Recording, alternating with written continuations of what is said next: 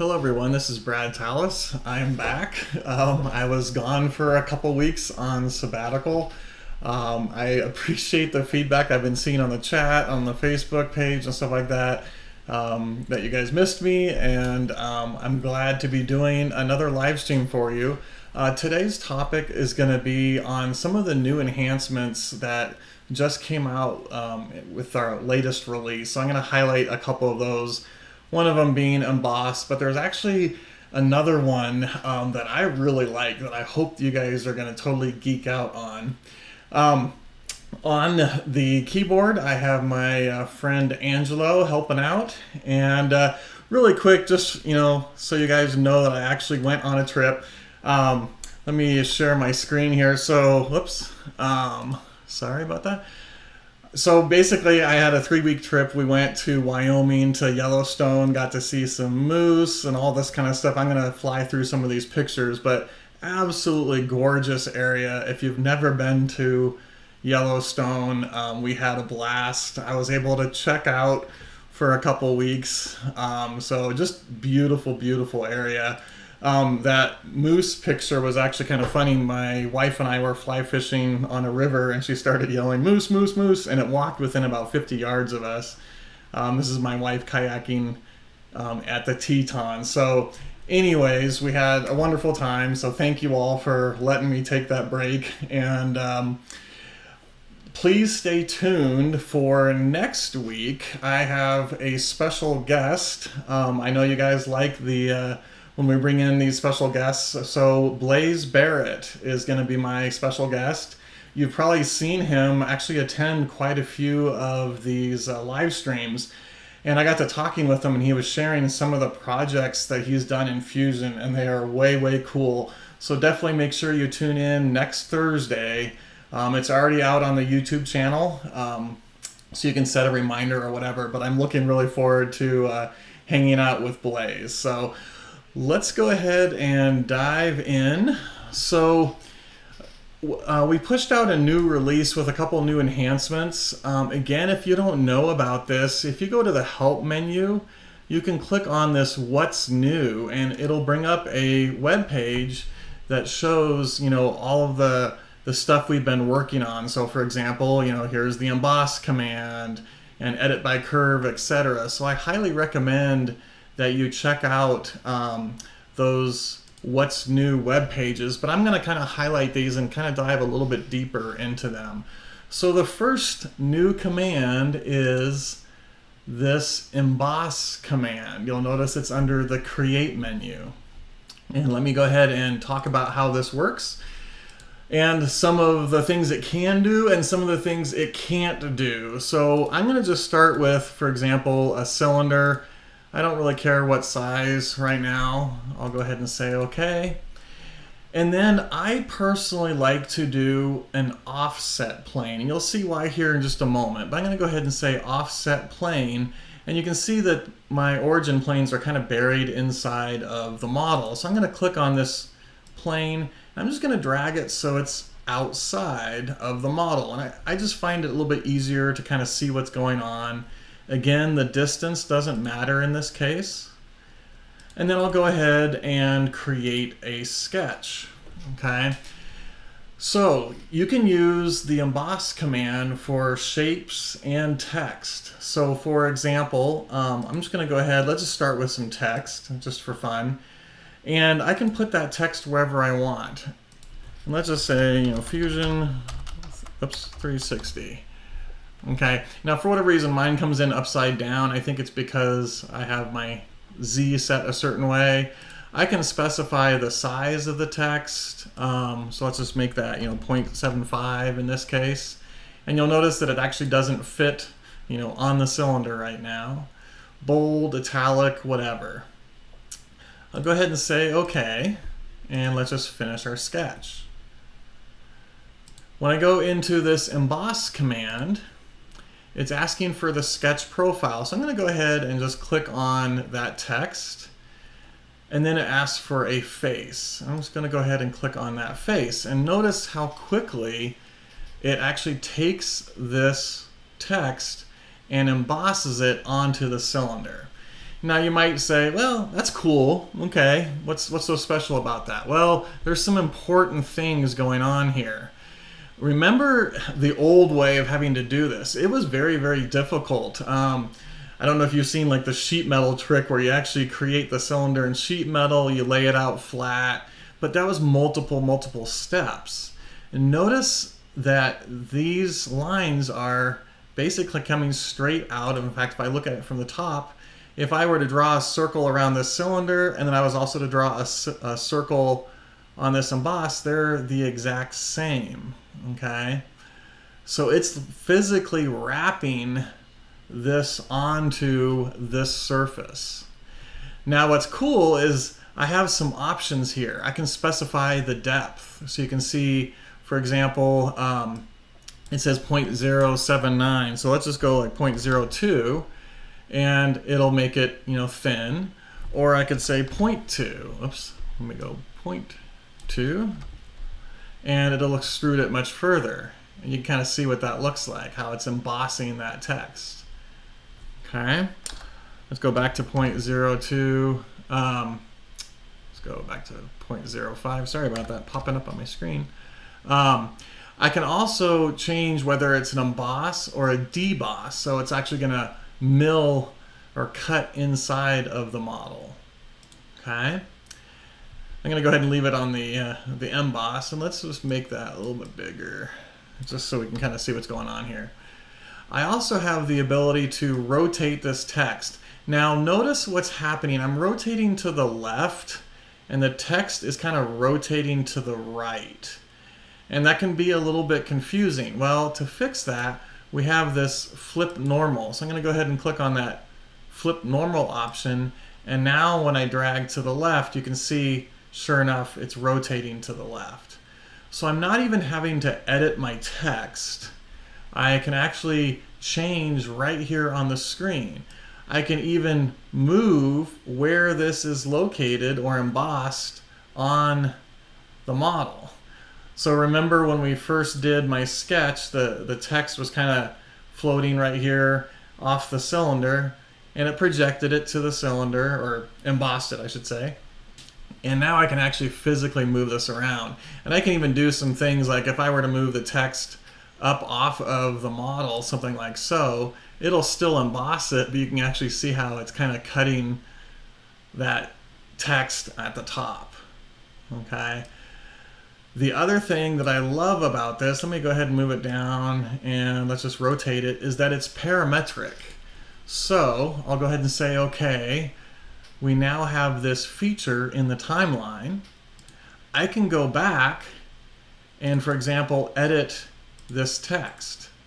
So let me come in here and say we want to add some explanation points, 1, 2, 3, or something like that.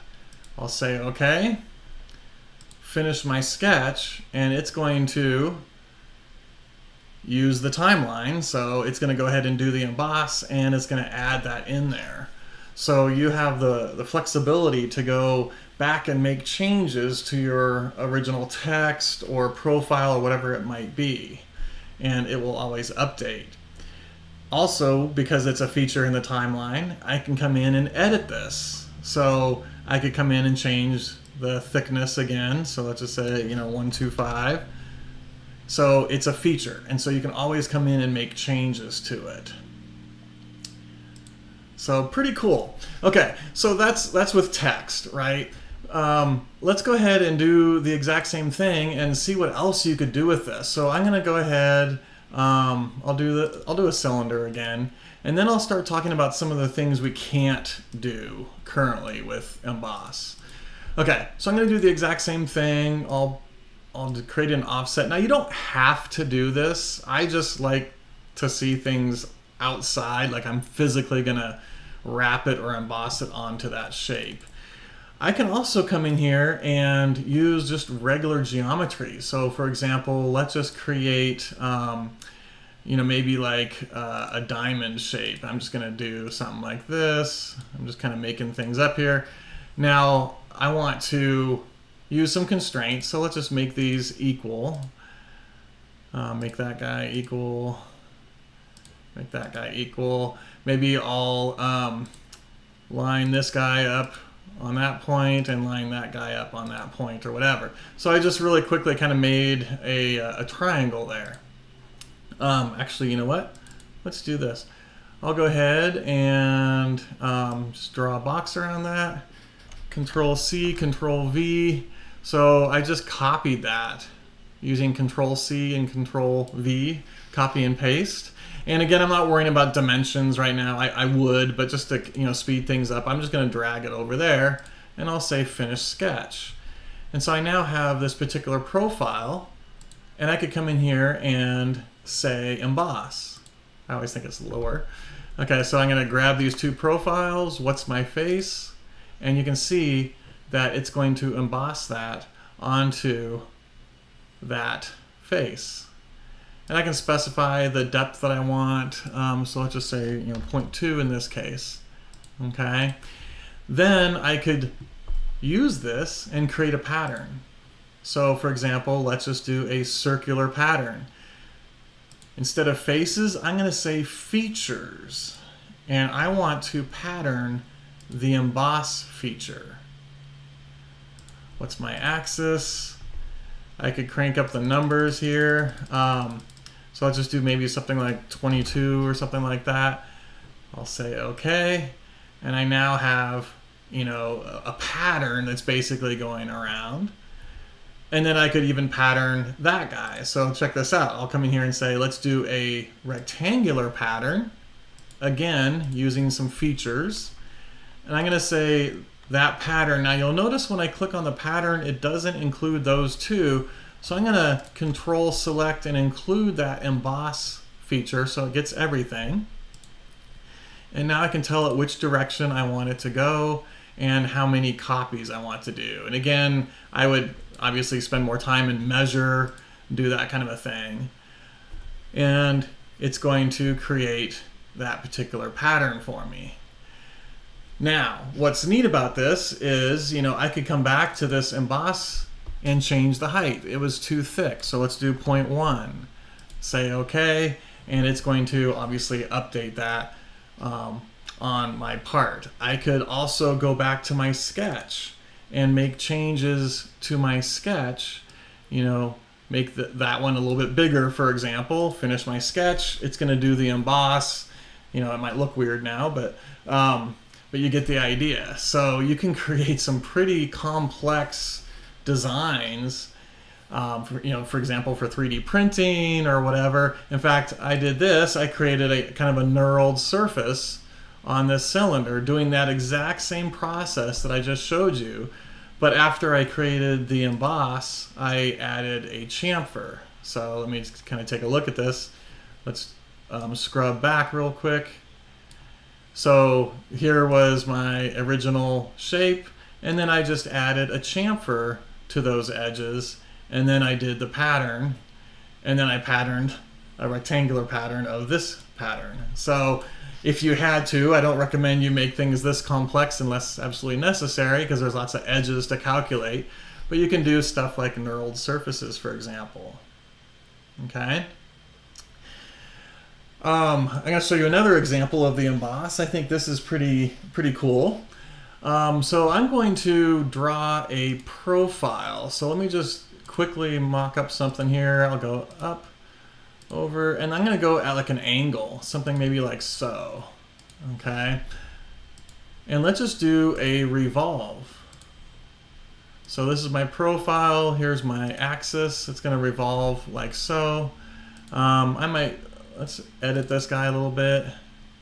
Oh, neat trick. If you haven't seen this before, I'm going to go ahead and turn on my sketch, and then I can just drag that sketch up. So you can make changes to your design just by turning on the sketch and actually dragging on the sketch. So if you didn't know that, hopefully that's a new trick you guys just learned. Okay, so now I have a drafted face here, and let's go ahead and do the exact same thing. I'll do an offset plane, create a sketch. Oops. And I'm going to just draw a rectangle, just kind of a horizontal rectangle like so. what's going to happen when I do the emboss? So here's my sketch profile, and here's the faces. Now, it looks like it did it, but let's take a look at the front and notice how it's physically embossing this rectangle onto that angled face. So obviously it has to curve that rectangle onto that face because it's drafted. And I mean, this is a simple example, but it really kind of shows the power of what's happening with the emboss command. It's not just doing a project and then extruding it. It is physically wrapping that profile onto that face. Okay, pretty impressive, I think. So okay, let's go back and using this exact same rectangle, actually I'll just keep it simple. You can do, let's do the emboss command, sketch profile, what's the face?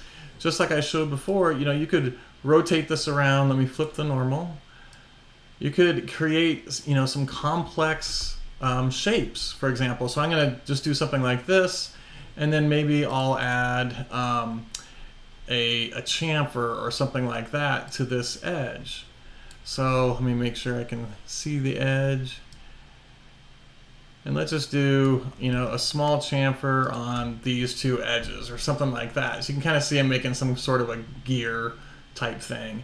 And once again, just and I know I'm kind of going through pretty quick, but hopefully you all know how to pattern. I'll do my axis like so. And let's just do 8 of these guys or something like that. So you could create, you know, some interesting gearing or, you know, grinding shapes or something like that. And because it's an emboss, you can always, or a feature, you can come back and make a change to that, and it'll update downstream. Okay. So, for example, I could come in here and fillet, you know, these corners. I don't like using 2D fillets. You guys are probably going, hey, you told us not to do 2D fillets. But now you can kind of see, okay, there it did that, but it failed on the chamfer. And why? Well, probably because I added some extra edges.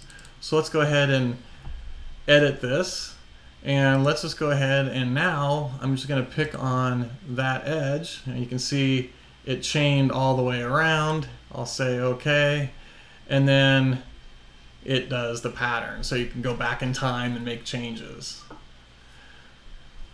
Okay, let me go all the way back here. I'm just going to grab all these guys. Let's take this to the next level. Let's turn on our construction plane again. I'm going to create a sketch, and let's insert an SVG. So I'm just going to come out here and let me go downloads.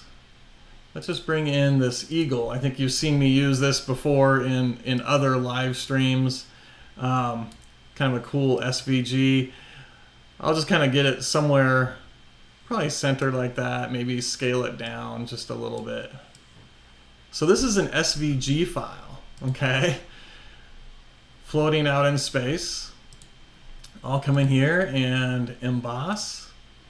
What's the sketch profile? I can just draw a box around it like so. What's the face? I'll go ahead and click on that face and check out what it does.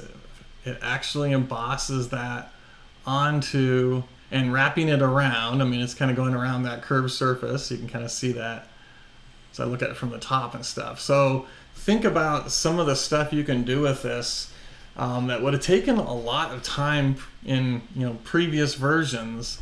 The fact that we can do this, you could, you know, deboss it, you could emboss it, whatever, and create some pretty amazing parts. And I've already seen out on the web some people doing some pretty cool stuff with the emboss command to create complex shapes that would have taken a lot longer in previous versions. In fact, this next example, I saw, I subscribed to a channel called Adafruit, and I should put that in the description. He does a lot of Fusion 360 tutorials, really good ones, usually focus more on the electronics, but he was playing around with the emboss and showed this kind of cool example here. So I'm just going to kind of do what he did because I thought it was a good example. So I'm just going to draw an angled shape like so. I'll just do something like this. Maybe not quite so there. Wait, let's go like something like that. And then I'm just going to extrude this guy like so. And then let's fillet these edges. Okay, so I'm just going to fillet maybe that edge there and that edge there, just something like that. And then just for fun, let's shell this guy out. So I'm going to pre-select that face and let's just give it, you know, a thin wall thickness. So let's just say 0.05 in this case. So I have a part that looks like this. Okay, now previously I've shown that I usually create an offset plane. In this case, I'm just going to draw my sketch on that top face right there. And I'm just going to use the slot command. And let's just do something, kind of a narrow slot. I'm just going to go past it a little bit, like so. And for fun, let's do a rectangular pattern. And let's just do maybe like 4 or 5 of these guys across the top of this. Something like so. Okay. Check this out. This, I think, is really, really cool. So what are my sketch profiles now? Unfortunately, you'll notice because these lines cut through, I would have to manually select a lot of these. And if I were to draw a box around it, it would select regions that I don't want or whatever. I could come in and unselect those. That might be the fastest thing. Or I could have gone into my sketch. In fact, let me do that. I'll go into my sketch and select like this region here. And I could just say, you know, delete, for example. I don't need that projection. And now when I say finish, you'll see that these are all one profile because they're not being bisected by an object line. Okay. So let's do the emboss. I'll draw a box around it again. What are the faces? Now, notice right here it says tangent chain. So when I hover over this face right here, you'll notice that it's kind of highlighting multiple faces. Okay? That's what tangent chain does. So I'm hovering over this face and it's saying, is there another face that's tangent to it? If so, select it. And sure enough, this fillet is. Is there another face tangent to that? Yes, this face here. And so that's why it's selecting all of those. So I'm going to grab that one face and look what it's doing here. Now it's doing an emboss. It's adding that material, but look at how it's physically like wrapping that around. I mean, yes, you could probably do this with a profile, you know, do an offset and then extrude and then do a fillet and then pattern that, but again, multiple steps to do something like this. Well, let's go ahead and do a deboss. I'll say okay. And we've just kind of cut these vents or whatever. Maybe this is a cover for a motor on an RC car or something like that. And see how quickly we were able to create something as complex as this. But here's the impressive thing to me. Notice that this emboss is, you know, in the same line or perpendicular to this face here. So this could be manufactured, you know, out of sheet metal or milled or whatever. It's not at some weird funky angle or anything like that. It's physically embossed. Hopefully that makes sense for that. And because it's parametric, we could change our shell thickness, make it thicker, say okay, everything updates. I could come in, I could change the sketch of these guys. In fact, let me show you right now. It just barely goes down the back of the part. Okay, so I could edit this sketch and just move, you know, one of these. Now I should move all of them. I don't have any constraints or anything like that, so they're not going to move as good as I want them to. I need to keep them vertical. But let's just go ahead and say finish sketch. And sure enough, it extends down, okay? Or, let's undo, put it back the way it was. Or I could come in and edit the emboss, and check this out. I could drag and wrap. You can kind of see how that's wrapping around. So let's just bring it way down like so. And now it's cutting down through the more of the front of the part. And you can kind of see how that's cutting through on the angle of the fillet. So I don't know if you think this is cool or not. I'm blown away with how deep you can do stuff with this. It's pretty darn impressive. And I'm going to try and find even more examples of how you could use the emboss command to really kind of speed up your design process. Okay, now with that said, there are some caveats. There's some things you can't do. It typically works on planar surfaces, but you're like, well, hey, there's a curved surface right here. Yeah, this is a tangent surface, so it will emboss stuff like that. But if I were to come in here and say, for example, create a sphere, I'll just do something like this. I'll create a sketch, and let's just do a circle, like so. And it's inside the part, I know. And if I said emboss, okay, what's the sketch profile? Now it's asking for a face, and you'll notice that it's not letting me select that face, and that's because it's a curved surface. Same thing with if you were to have a surface like so. Let's just do let me just do a quick sketch. So I could do any kind of a shape here, like this.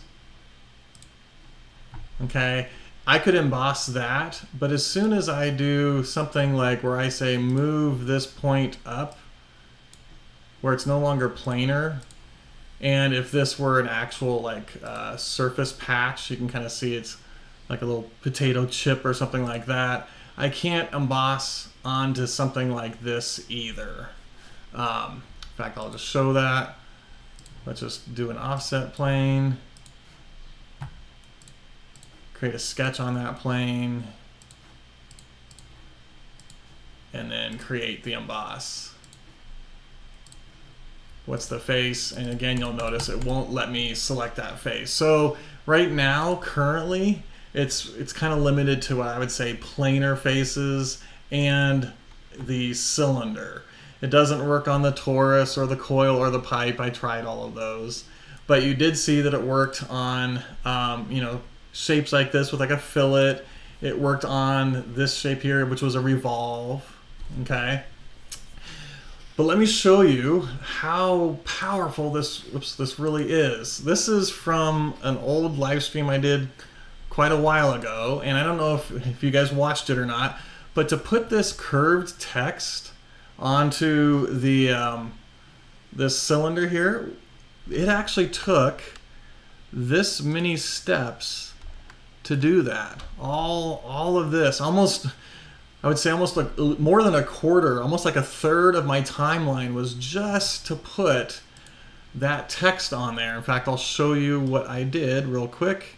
So the first thing I did was created a plane, a tangent plane to that surface, which you can see right there. Okay. Then I created a sketch. I created the text.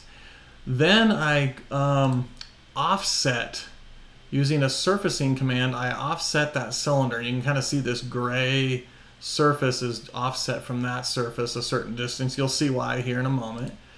Then I did the extrude of the text, and you'll see that it extruded straight out. Okay, so it's not actually wrapped. You'll notice that this edge is not perpendicular to this point right here. So it's kind of a fake way of doing it, right? Then I used that surface to split all of this text, and it created a whole bunch of bodies, and the rest of these are me physically going in and removing those bodies, okay, like so. Keep going.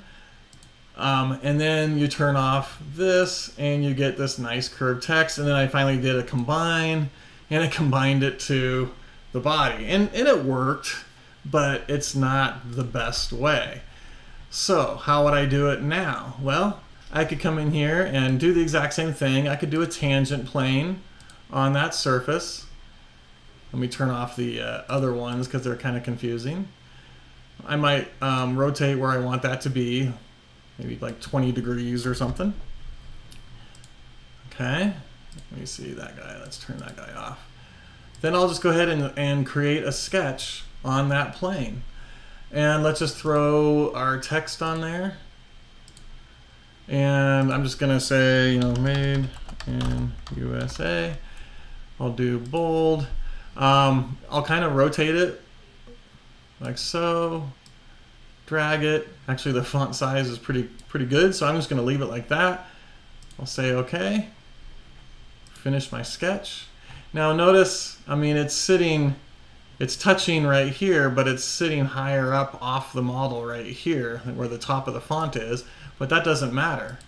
When I come in and say emboss, what are my sketch profiles? That is. I'm going to turn off tangent chain because I don't want it to select all of these other faces. So I'm going to turn that off and select just that face. And there you can see, obviously a little bit too thick, but let's just bring that down, okay, to whatever thickness I want it to be. So let's just do 1 millimeter in this case. But the important thing is to notice that this is correct. I can't really look at it straight on, but you can kind of see that that's correct there and that's correct there. And I'll say okay, and we're done. It was literally like add the text and say emboss, and we get that result, which is much better than that result there. Okay, so hopefully you guys are as excited about the emboss command as I am. I think it's pretty darn slick. Would love to see what you guys do with it. So I'm going to clear some of these and move forward here. Okay, this next one is actually really cool. I'm going to create a sketch, and it's called parameter naming. So you've seen in the past that you can come in here and create parameters, for example, user parameters. And like when you draw a rectangle, like I'm just gonna draw a rectangle and then maybe, come in here and say change parameters. Oops. Let me add a dimension on here or something like that, and maybe a dimension here. Okay. And then if I come in, let's just look at the change parameters, you'll see in this sketch, there's those two parameters, and they're labeled D1 and D2. Well, I could come in here and say, this is length, okay? And now I can reference that. I could say, anything, is length divided by 2 or something like that, okay? Well, that was a lot of work to do that. Now, check this out. I'll go ahead and draw my rectangle, okay? Even before I click, I can come in here and, for example, type something in. So I'm going to say length is equal to 4. And you'll notice it kind of went red. In fact, if I backspace, you'll see that it's red because it's not a valid thing. But as soon as I type in that 4, you'll see that it turns black, and that's okay. I'll hit the tab key. And this time I might say width is equal to 2. And I'll hit enter. And now you'll see that that says 4 and that says 2. But if I hover over this, you'll see that instead of D1, it says length. And if I hover over this, instead of D2, it says width. So here's kind of the power behind this. I can now reference those. So for example, I'm just going to draw a circle here. And I'm going to say, this is going to be whatever width is, okay? You can see how it jumped, divided by 2. So I was able to reference that guy. I could even throw a dimension on here. So let me go from there to there. And this is going to be length divided by 2. And you can see how it kind of centered that. And maybe I'll throw one here. And let's just call this width divided by 2. So I have yet to go to the parameter table. I'm able to kind of do it all right here. And this is what we're calling direct parameter naming. And what's neat about this is, you know, if I change this to 3, you'll see that that circle is now 1.5, right? If I change this to 8, you know, that circle is always going to stay centered and all this kind of stuff. So you can build some pretty intelligent parameters into your sketches now, and you don't have to go into here to do it. You can do it live. Now if I come in here, you'll see those parameters, length and width. Okay, and you can see how we reference those. And I can even drive the changes here. I could say I want that to be 5, and you'll see that sure enough the sketch updated. Okay, so that is what we call direct parameter naming. So, okay, moving on. The other cool thing, and I haven't played with this all that much, but it's pretty neat. I'm gonna come in here. You know, from previous live streams, I'm always saying, you know, create new components and it organizes things, makes things much easier, and that's absolutely true. But check this out, we've added something to the component. So when I click on new component, you'll see this new external and internal, okay? So by default, it's internal, and I could call this, you know, bearing or something like that. And I'll say, okay, I now have a component called bearing, and I could draw my sketch, etc., etc., just like we've done, you know, multiple times, okay? Now, what if I were to want to use this bearing in other assemblies, like in the Mars rover assembly or project or whatever? Well, so that's where this new feature comes in. So check this out. I'm going to say new component, and this time I'm going to say external. And notice it gives me a location. So let's call this, I'm going to call it like chain, for example. And I'm going to click on this, and right now I'm in my Tech Thursday folder in the Emboss subfolder. Well, I could pick a different folder. So let's just, you know, put it in the animation live stream. Okay, so now it's going to create a component called chain in this design, but it will also save it into that location. So let me show you exactly how this works. I'm going to go ahead and say OK, and notice I'm now editing in place. Okay, and you'll notice that it's linked. Okay, which is ironic, I called it chain. But anyways, now I can create my part, you know, whatever it is. So I could create my sketch. I'll just do it on the top. And let's just create, I'll just do something like this. Pretend like it's a chain link or something, I don't know. Okay, so there's my component called chain. There's its body, there's its sketches, there's its assembly context, etc. And if I were to save this project, so let me go ahead and say, okay, I'm done editing in place. I'm going to go ahead and save. Notice we're saving it into the Emboss folder, subfolder, I should say. So I'm going to call this, you know, demo of external or something like that. So that's what we're calling the actual file. And notice this has a link on it. Well, let's take a look. So I'm going to come in here. There's the demo of external, but let's back up and go into the animation live stream, and there's the chain.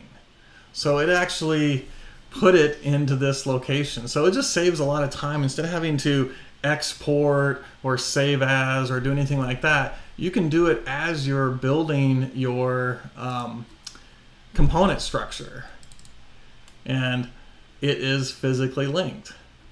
So if I were to, for example, let's just do that. Let's go back to the animation live stream. Let's go ahead and open this into its own design, and we fillet these corners.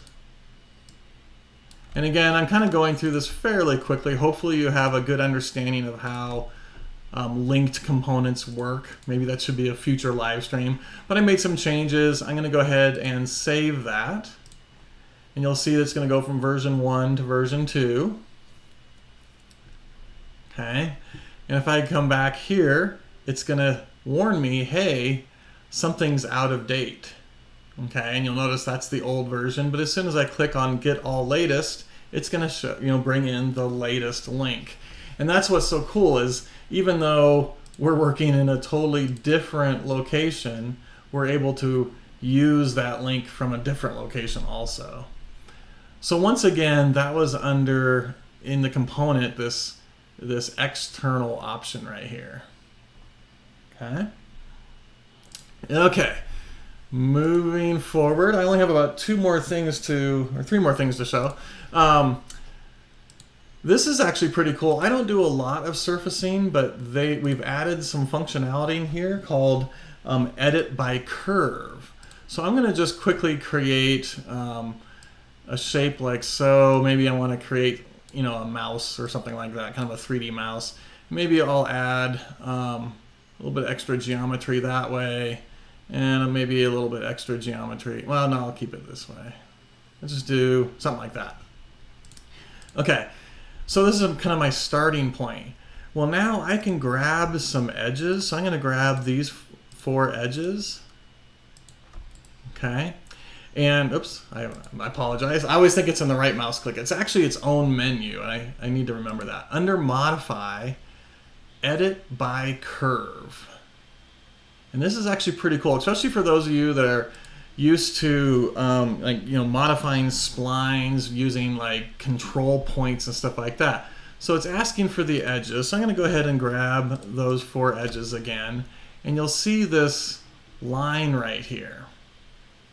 And you'll also see 4 control points, and I can actually decrease that down to 2, down to 1, etc. I can also say surface points, and I'll show all of these options here, but you'll notice that there's this little dashed line. So I've selected the edges. Now I want to grab the curve control point. So I can grab that particular point right there, and you'll notice I can move these around. And it's actually modifying the T-spline using a control curve. And this gives you much more control of like what this line's going to look like. So instead of moving individual points and the line can get kind of wiggly, this is much smoother because of this control curve. You can almost think of it as like a cage, for example. Okay, so if I were to bring like this one in, you can kind of see how it's basically following that curve.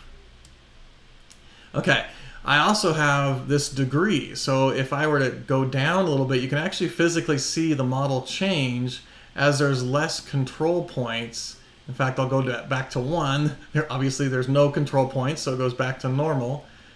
But I can come in here and even increase. So let's go to maybe like 5, for example, and that's going to give me even more control where I can push that curve in.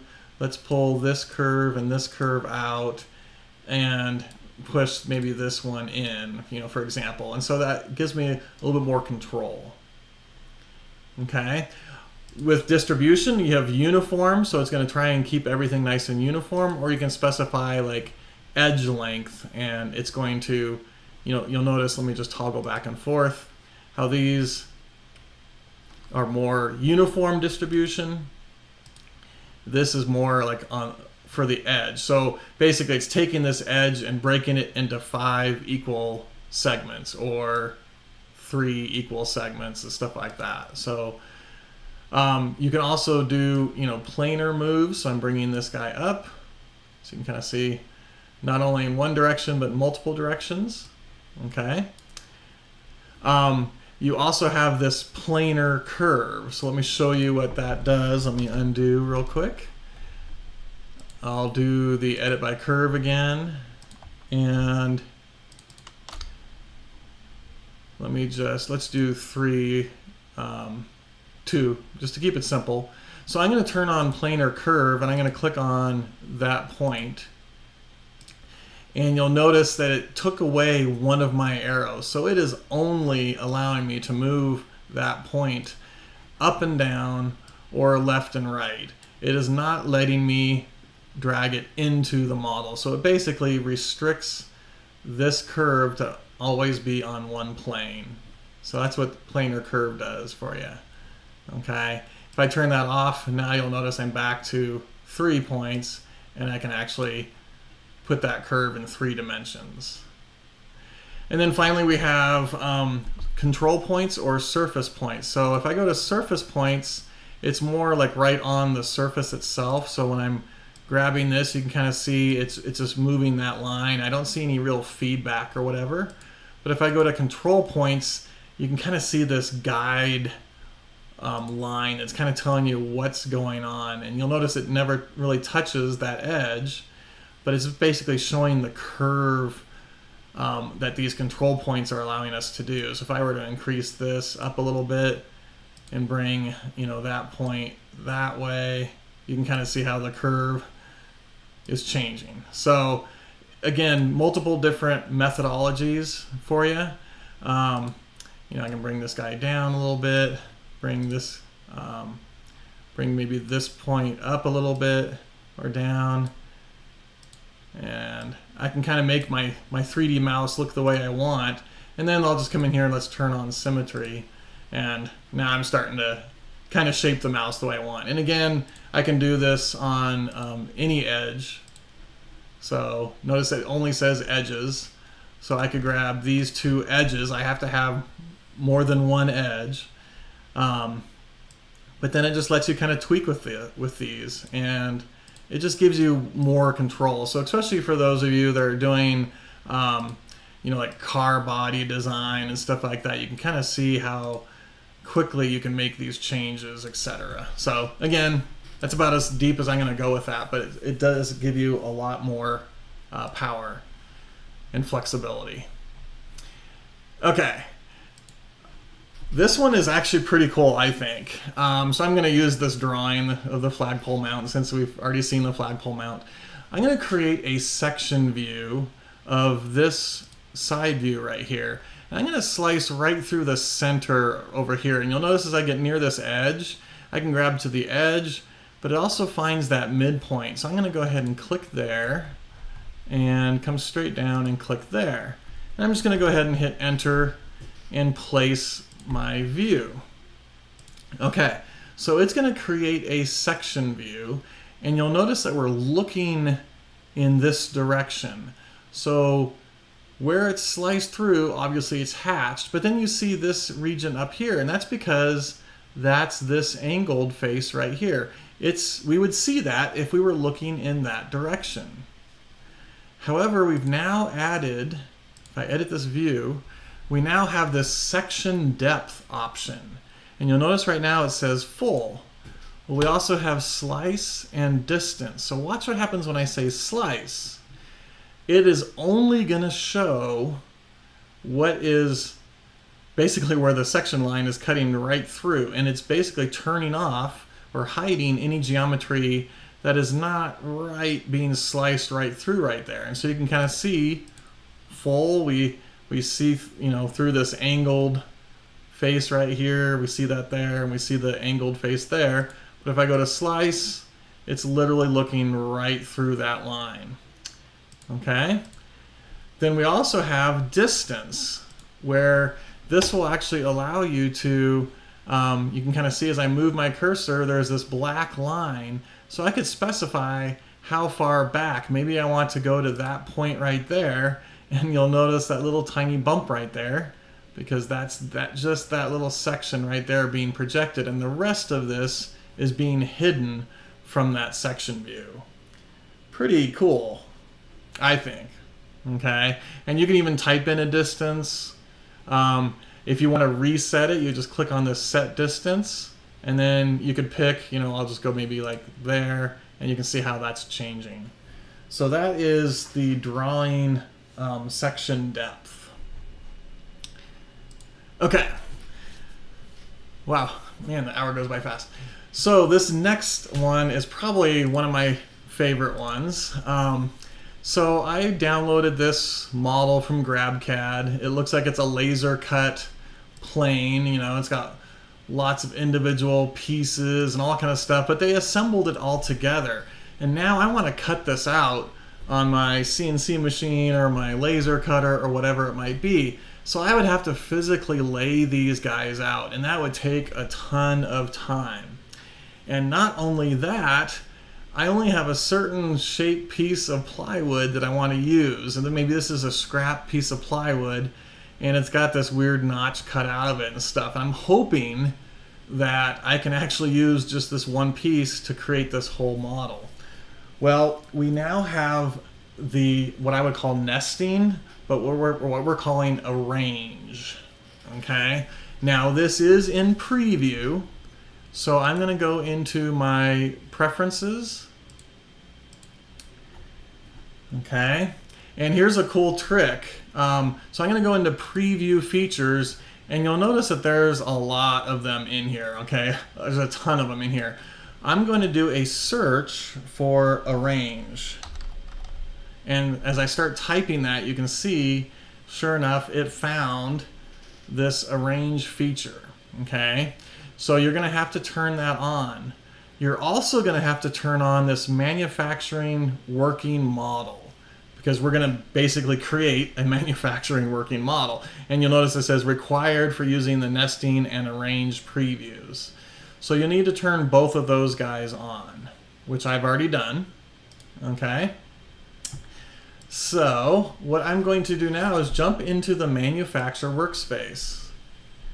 And you can see this manufacturing models right here. I'm going to right mouse click on it and say, I want to create a manufacturing model. Basically what this is kind of doing is sort of cloning the existing model, letting me work with it in different methodologies, different orientations without affecting the original model. So I'm going to say, create a manufacturing model. Okay, and then what that does, let me expand this open. We can kind of see that it's going to use this assembly here. I'm going to right mouse click on this and say edit. I want to edit this manufacturing model. Under modify, arrange. So check this out. This is, I think, incredibly cool. So it's asking for the objects. I can pick individual ones, or I can come over here and I'm going to grab the whole assembly, and it grabbed all of the parts, and it's kind of hard to see. Let me pull this out, make that a little bit bigger. You can see all the individual parts there. Okay. Then it's asking for a plane or a sketch, and I'm going to show both of these. So I'm going to go ahead and select, and let's just throw it. And here's another cool thing. Notice the orientation of the airplane in relation to that plane right there. I probably shouldn't have picked a plane and talk about planes. I'm starting to regret that. Okay, so I'm going to click on this plane right here. And then it's asking what's the length and the width. So let's say in this case, I do know that the board is 24 by 12. Okay. And watch what happens. It's actually thinking, I haven't even hit OK yet. It's going to do a live preview. And sometimes it takes a moment or two depending on the complexity of the model, or the assembly, I should say. And you can see that sure enough, it took all of those parts and laid them out flat in a 24 by 12 area. I think this is wicked cool. Border spacing and item separation. So you can kind of see I have the ability to come in here and say, you know, maybe I want that to be let's just say 0.5, and let's make that, and I'll just leave it at 12. So you see, as soon as I make a change, it's kind of doing a live preview. If it can't fit the parts, you know, into this particular size, it will come up and error out. You'll see it would come up with an error, and in this case it didn't, but you can kind of see by the item separation I now have more room between the parts. Okay, so that's cool where I have a specific size. But now what I'm going to do is, instead of clicking on a flat plane, I'm going to click on a sketch that defines the size of the plywood that I have out in the shop, for example. So I'm going to clear that guy. I hope. Give me just a second there. There we go. Puts me back. Okay, so now instead of a plane, I'm going to click on a sketch. So you'll notice I just come over here and I click on that sketch. And watch what this does. It's actually going to figure out how it can orient and fit these parts, meeting these requirements to fit inside this piece of plywood. And sure enough, it did it. Okay. In fact, there's a little bit of extra right there. But the fact that, it can rotate these parts around, it tries to keep things as oriented, as horizontal as possible and stuff like that. But I think this is wicked cool. I'll go ahead and say okay. And I now have this flat layout. I could do, laser cut, water jet, plasma, whatever it might be, CNC. I'll go ahead and finish my edit and all that kind of stuff. But if I go back, for example, to my design workspace, you can see, it's still assembled, right? So like I said, it's kind of like almost like a copy of it that's laid out flat. And if I were to go in and make a change to my model, so if I came in here, and made a change to this guy, so let's just change the size of this wheel here, made it larger, for example, okay? And then I jump over to my manufacturer workspace, it's going to have to update that because of the change. I didn't have to re-export or do anything like that. So the fact that it's a dynamic link, so let's go ahead and edit that manufacturing model. And I could do the, where is it, arrange again with that larger wheel, right? So pretty darn cool, I think. So let's just see what happens here with the, it should still fit, but the fact that it's still there, I didn't have to export it or anything like that. Okay. In fact, actually what it looks like is it looked like it errored out. Sure enough, I can see how that's red right there. So that's why I put it back together. It basically said not all of the instances could be arranged in the selected area. Okay, so this is what I was hoping to show you. So just by changing the size of that wheel, it couldn't put all of the parts where it wanted to, for example, and so meeting these requirements. So I could come in and maybe change the size of the wheel or get a different piece of plywood, for example. Now this is still in preview, so you might get different results or whatever, but this is actually pretty cool because I just downloaded this off of GrabCAD and brought it in. And it worked, right? I mean, I could have created the parts in Fusion, but the fact that I was able to actually bring in an assembly from some other CAD tool and that it actually works is pretty cool.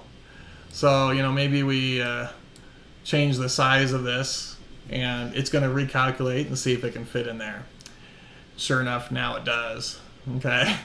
So just by adding a little bit of extra room right there, it was able to reorient. You can kind of see how some of the parts are, just by moving that edge there, it reoriented a little bit, and how the parts get reorganized. It's pretty, I'm trying to rotate while it's thinking, pretty darn impressive. Okay. Okay, so that is, I think, all I had to show you. There's other enhancements. We did a lot of stuff with ECAD. We did a lot of stuff in the manufacturing workspace. Make sure you take a look at that what's new. Please make sure you join us next week to hang out with Blaze Barrett. I'm looking really forward to that. He's got some cool projects he's been working on that he's going to share with you. So want to thank all of you for attending and look forward to seeing you next week. Thank you.